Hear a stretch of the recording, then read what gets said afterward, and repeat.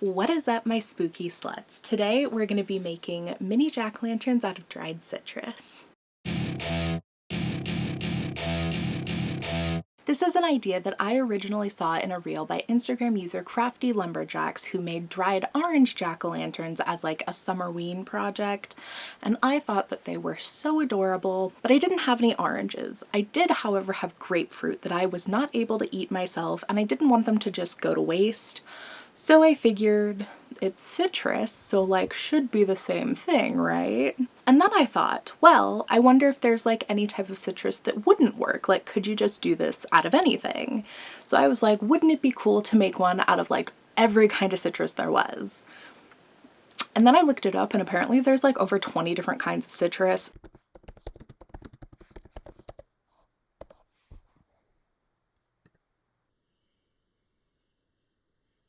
So instead, we're just doing the main ones today. We are trying to make dried jack-o'-lanterns out of grapefruit, oranges, lemons, and lime. But in order to do that, first we have to go to the store.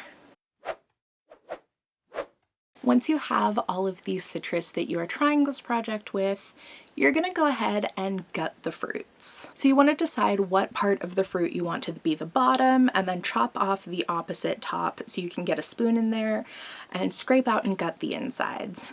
This was actually like surprisingly very similar to gutting an actual pumpkin, just slightly less slimy.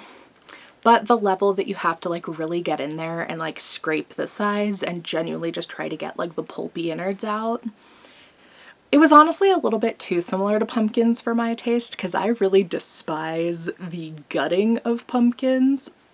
They're so gross. I'd say out of all of the different citrus, the orange was definitely the easiest of the fruit to gut, followed by the grapefruit, lemon, and lime, which was actually incredibly annoying. I honestly like didn't completely gut the lime. There's still a little bit of like dried innards in there because it just was so much more grippy, and I feel like so much more attached than all of the others were.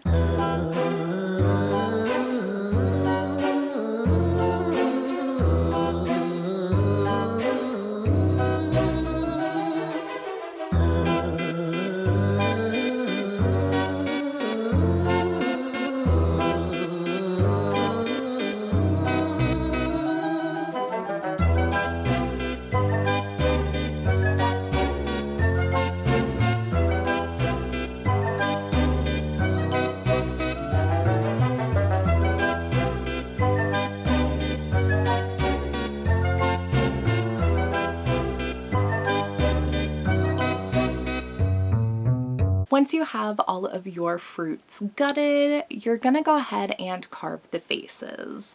And of course, you can carve them in whatever way that you want, similarly to a pumpkin. The only limitation is your own personal skill. So I definitely did several different varieties of faces for each of the different fruits.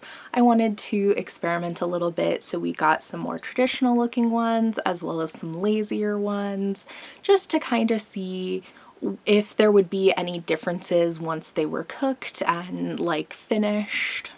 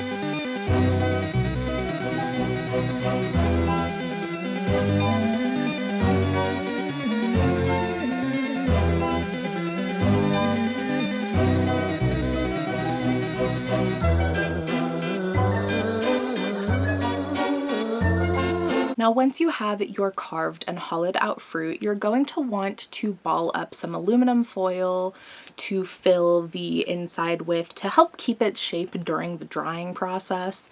Otherwise, they're just gonna like shrivel up and get funky and misshapen and weird.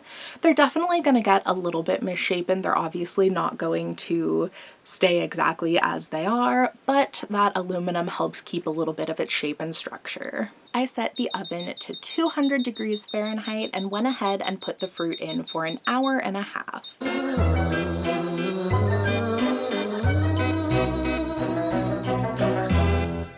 Then I took them out and flipped the fruit and put them back in the oven for another hour.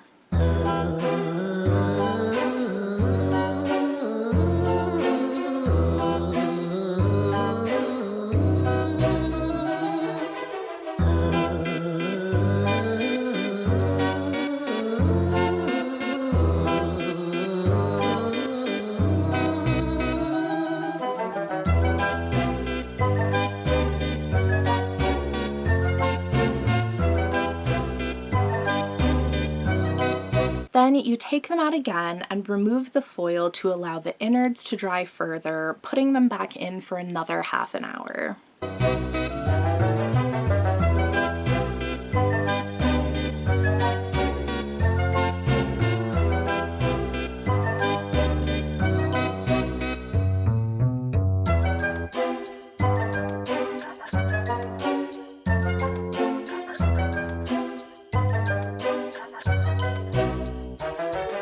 Those were the original heating instructions that were in the caption of the initial reel that I saw showing people how to do this. But at this point, mine were still a little bit soft, so I went ahead and left them in for another half an hour with the oven on, and then I turned the oven off but left the fruit in while the oven cooled and just kind of like left them in overnight, because I wasn't planning on finishing them until the next day anyways. This can be completely dependent on your oven strength, if it's like newer or older. I also live at a very high elevation, which can often affect cook times and things. So definitely, like, if you're doing this project, keep an eye on them for yourself and definitely like check them out a little bit more thoroughly. Now that all of your fruits are dried, you can either choose to leave them as is with a more traditional, just like jack-o'-lantern aesthetic, or you can go ahead and add wire to them, making them look more like trick-or-treating pails versus just traditional jack-o'-lanterns. I definitely thought that that was a little bit of a cuter option, so I went ahead and added this black decorative wire to make them look like little pails.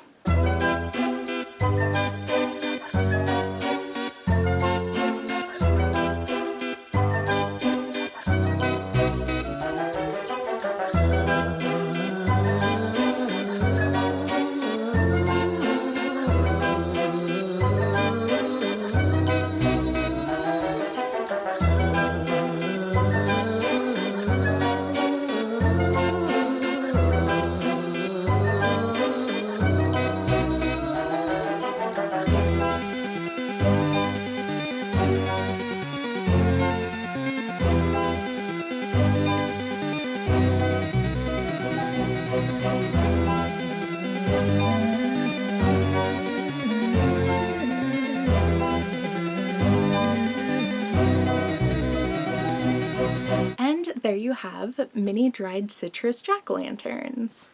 You can also go ahead and add candles to them if you want the lit pumpkin aesthetic, or my own personal favorite, little reusable LED ones so they pose less of a fire risk.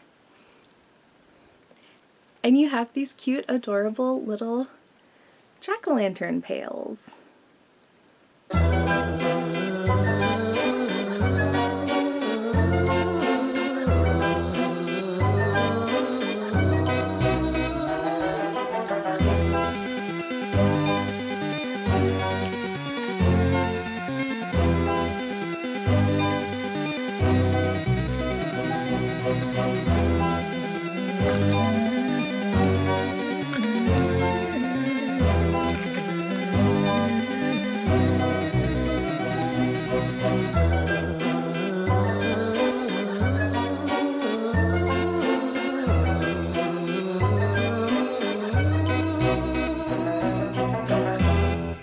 Aesthetically, my favorite are definitely the two little grapefruit ones that I did followed by the lemon, the orange, and the lime.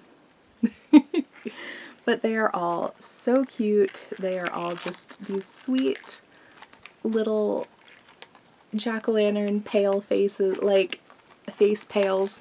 What is this, Twilight? They're so cute. They definitely border on like the line between cute and cursed, but definitely a little bit more cute. And that is honestly my favorite Halloween aesthetic, especially like more DIY, homemade, and vintage inspired, where you like can't quite tell if things are cute or cursed or a little bit of both. And this was such a fun project. I had such a good time making something for myself because it's actually been a really long time since I have been a little bit more crafty with things. So I was really glad to get back into it, especially for the spooky season. But anyways, thank y'all so much for watching. I had a blast hanging out with y'all. Peace.